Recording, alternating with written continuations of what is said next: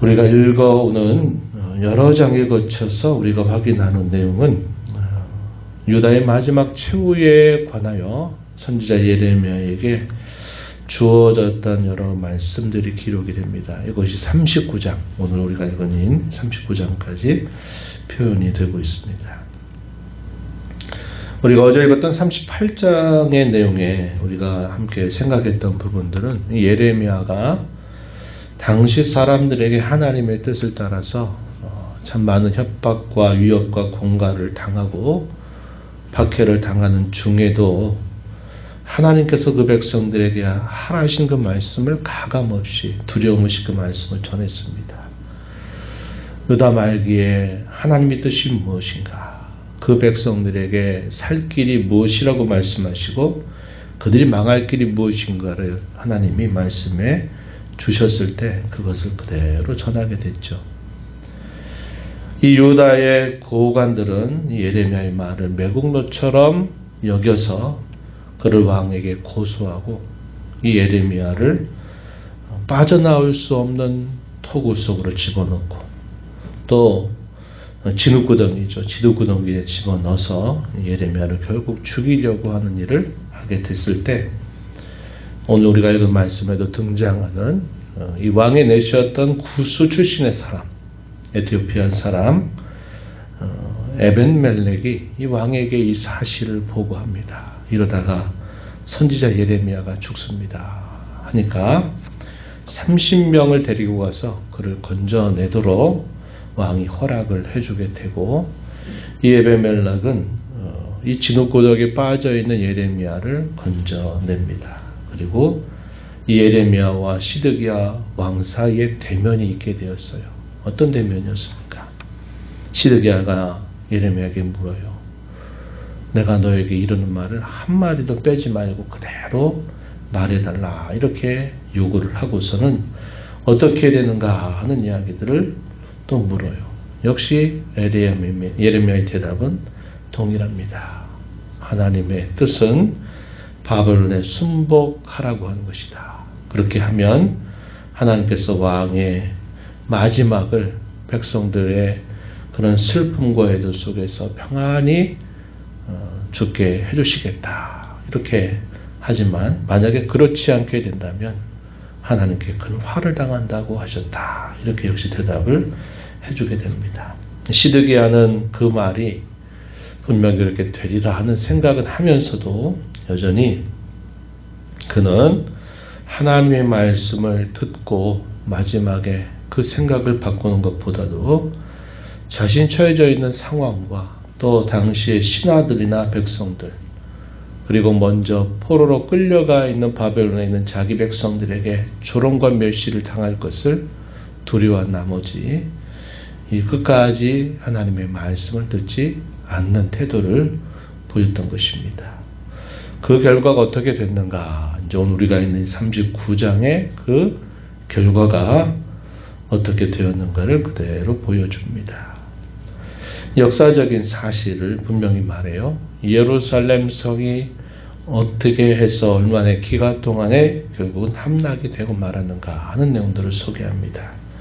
시드기야 왕이 다스린 제 9년째 열째 달 그때 바빌론의 초대 왕이었던 느부갓네살이 그의 군대를 데리고 결국 예루살렘을 에워싸서 포위 공격을 하게 됩니다.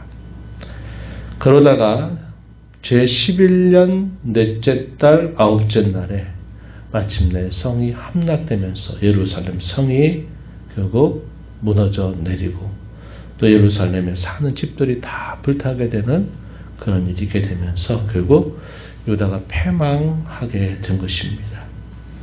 포위 공격을 해서 함락이 되기까지 이 기간들을 계산해 보면 약 18개월, 1년 반 정도의 시간이 흘러갔습니다. 1년 반 동안 포위가 된 상태에 있다 보니까 그 포위된 상태로 있는 이 예루살렘 성 안에 있는 백성들은 주림과 기근 또 전염병을 경험할 수밖에 없게 된 겁니다.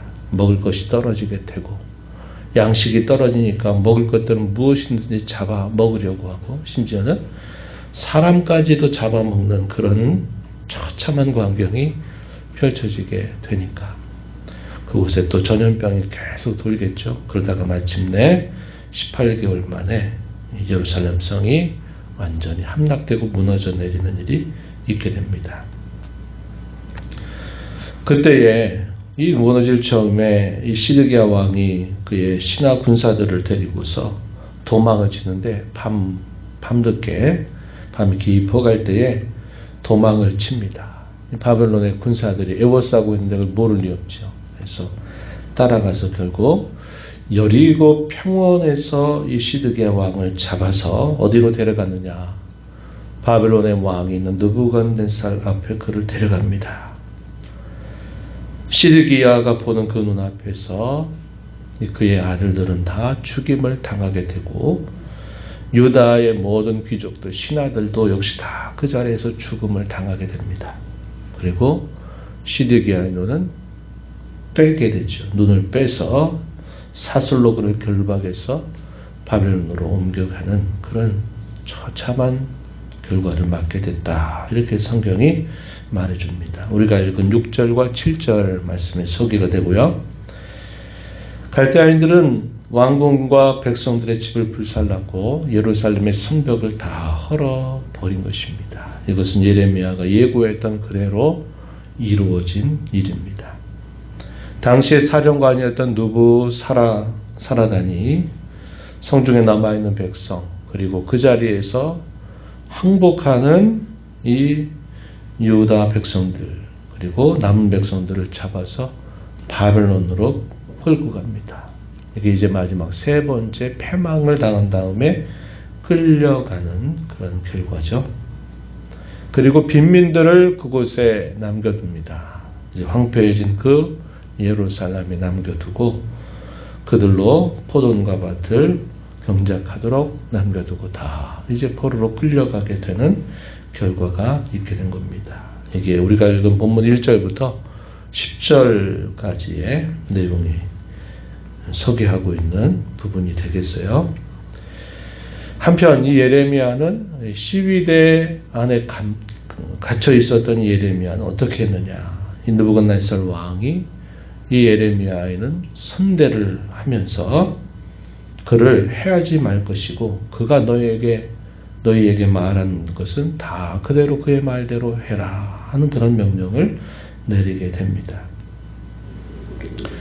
자신의 동족들, 자신의 백성들에게는 선대받지 못하고 환영받지 못했던 이 예레미야는 이방의 민족들과 이방의 고관들에게는 선대를 받는 그런 결과가 있게 됐고 오히려 그가 계속적으로 말씀을 받아서 전할 때는 고난과 박해와 시련이 계속되었지만 그러나 유다 나라가 함락되고 난 다음에는 하나님이 그를 처음 부르실 때 말씀하신 것처럼 내가 너를 구원하겠다라고 하셨던 말씀처럼 하나님은 이 예레미야를 마침내 이 시위대 감옥들에서 벗어나게 하고 이제 그에게 구원의 은혜를 베푸시는 것을 보게 됩니다.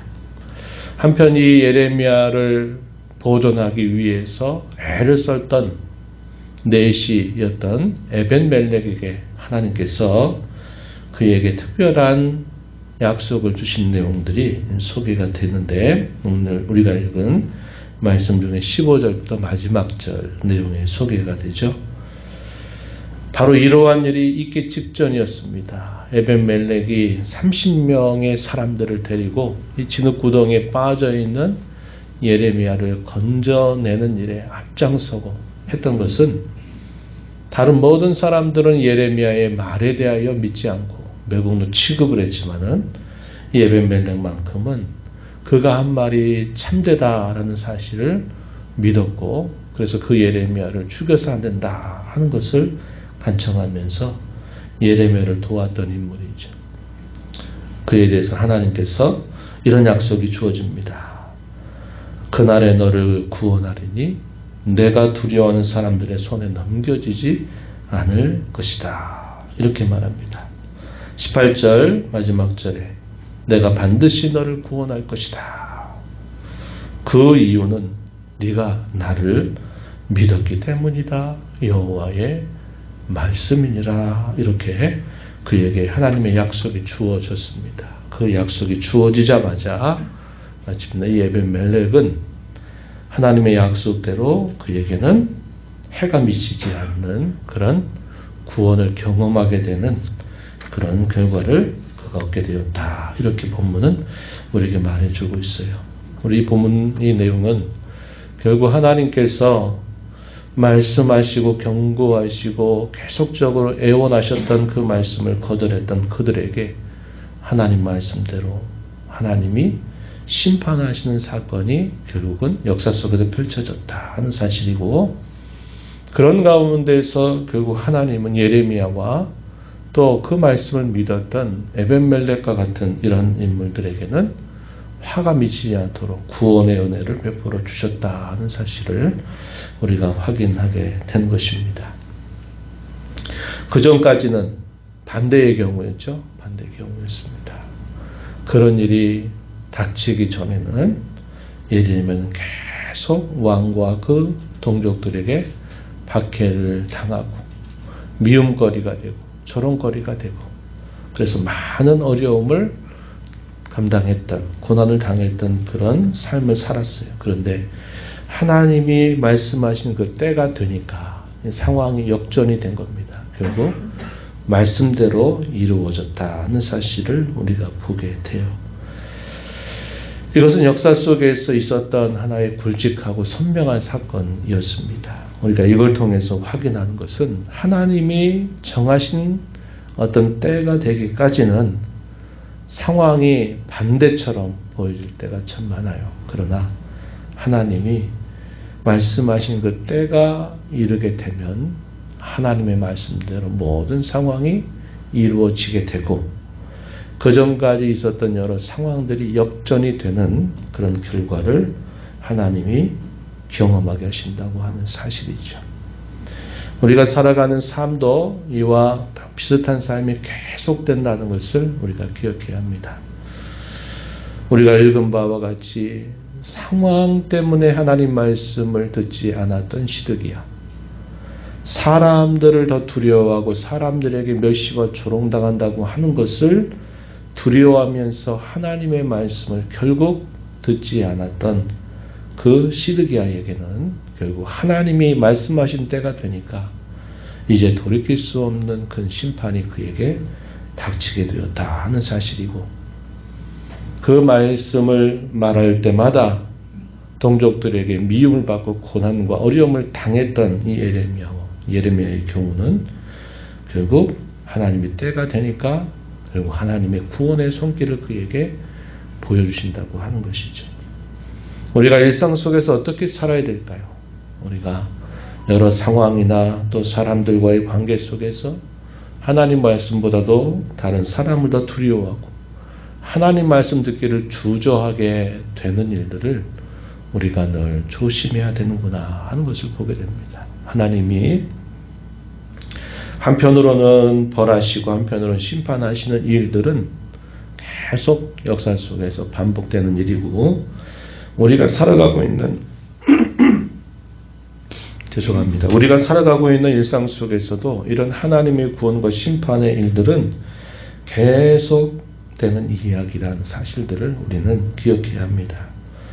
이러한 모든 일들은 결국 최후의 심판 그리고 최후의 구원의 완성이라고 하는 역사의 마지막 순간에 임하게 될 그 일들에 대한 전조고 예고가 된다 하는 사실들을 우리에게 분명히 보여줍니다.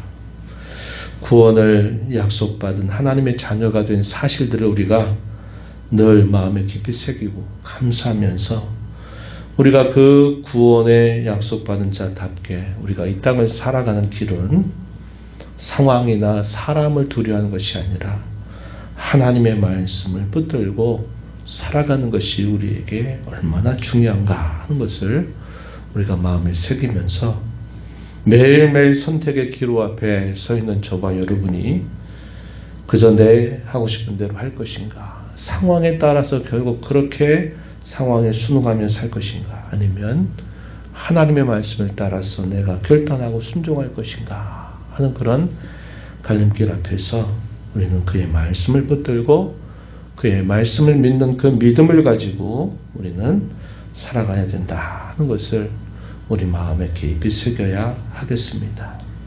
믿음이 결국 세상을 이깁니다. 우리가 불렀던 찬송 357장의 교훈처럼 믿음이 결국 세상을 이기고, 이런 믿음을 가지고 살아가는 사람을 세상이 감당할 수 없는 것입니다.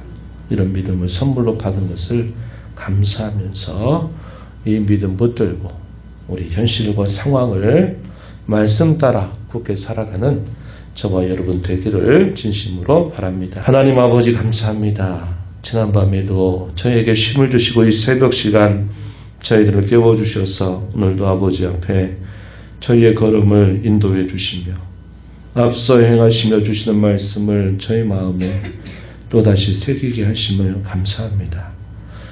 상황이나 여러 여건들을 봤을 때는 하나님 말씀을 붙들고 사는 것이 참 어려워 보이지만, 그러나 모든 일들은 하나님이 말씀하신 대로 진행되고 성취되는 일임을 결국 보여줍니다. 하나님 말씀보다도 사람들을 두려워하고 또 상황을 두려워했던 시드기야의 결말이 얼마나 안타까운 일로 맞게 되었는가를 보게 되고, 반면에 많은 동족들로부터 미움과 또 많은 배척과 박해를 당했던 예레미야는 하나님 말씀을 끝까지 붙들므로 오히려 구원의 손길을 경험하게 되는 결과를 맞습니다. 이 땅을 살아가는 저희들이 믿음을 선물로 받은 자들 하나님 앞에 세움받아 싸운즉 저희가 살아가는 모든 삶 속에서 상황이나 처지나 형편에 의해서 늘 좌우되는 신앙이 아니라 하나님 말씀을 붙들고 그 말씀을 끝까지 의지하며 믿음으로 살아가는 저희들의 삶이 되어서 하나님께서 끊임없이 베푸시는 구원의 손길을 경험하며 하나님께 영광을 돌리며 살아가는 저희가 되게 해주시기를 간절히 바랍니다. 은혜의 보호자 앞에 나와서 아버지의 은혜를 구하는 모든 심령들의 간구를 귀기를 주시고 응답해 주시길 바라고 예수님 이름으로 기도하옵나이다. 아멘.